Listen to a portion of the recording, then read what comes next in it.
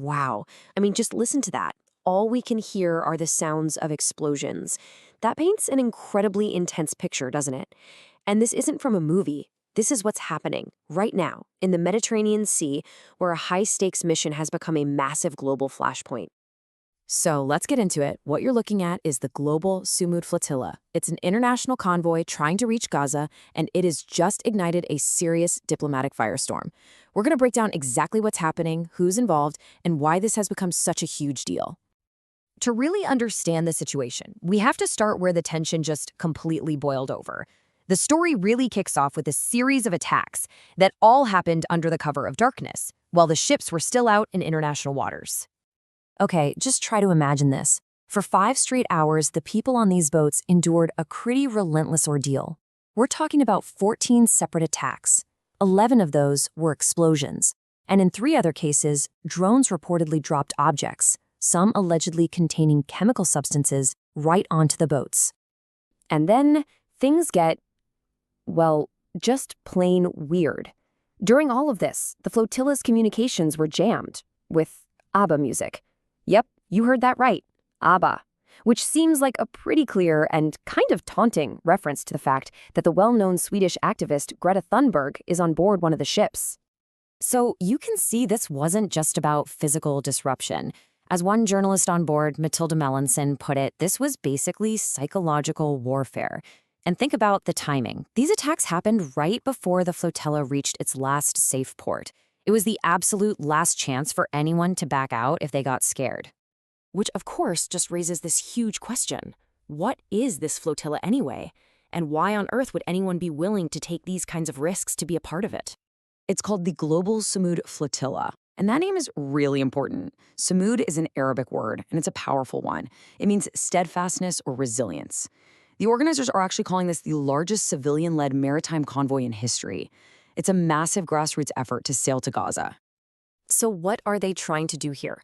Well, the mission is really two-sided. First, you've got the humanitarian part. They're carrying critical aid, things like baby formula and medicine. But there's also a very clear political goal, to non-violently challenge the Israeli naval blockade of Gaza and, hopefully, to establish a permanent sea corridor for aid. And just look at who's on board. It's an incredibly diverse group, over 300 people, from more than 45 different countries. You've got doctors, lawyers, journalists, clergy, all sorts of people. And some really high-profile names are involved too, like climate activist Greta Thunberg and Mandela Mandela, who's Nelson Mandela's grandson. But, and this is a big but, not everyone sees this as a simple humanitarian mission. In fact, this is where you get 2 powerful and completely conflicting stories about what this flotilla really is. So on one side, the organizers describe this as a totally nonviolent, legal, grassroots movement to deliver aid. But on the other side, Israeli officials see it as a whole different thing. They've called it a provocation that serves Hamas, they've labeled participants as terrorists, and they've been very clear that they will not let this flotilla breach the blockade. Now, when you have attacks happening in international waters and these 2 narratives clashing so hard, you know the international community is going to have to get involved. This stopped being just a standoff and started escalating into a major diplomatic incident. And the responses from different governments? They were all over the map. You had Italy and Spain taking direct action, sending their own naval ships to protect their citizens. But then you have the UK, which has 13 citizens on board, saying it's not able to provide assistance. All while the UN and the EU are calling for an investigation. And that stance has a very real human impact. Let's go back to that British journalist, Matilda Melanson, speaking from one of the boats. She's laying it out there. She's a journalist, she feels her life is in danger, and she's not feeling reassured by her own government's position. At all. So that brings us to right now. Where does this all go from here? The flotilla is now entering the final and, by far, the most dangerous leg of its journey. And you can just feel the tension is at a breaking point. The standoff basically boils down to these 3 things. 1, the flotilla is not backing down. They are determined to get to Gaza. 2, Israeli officials are just as determined to stop them. And 3, here's the wild card. You now have European naval ships right there in the mix, in the same patch of sea.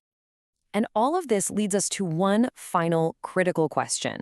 You've got a civilian mission, a military blockade, and now third-party naval ships all converging on this one tiny part of the Eastern Mediterranean. So we have to ask, In a situation this complex and this explosive, what does international law actually demand happens next? Audio Jungle.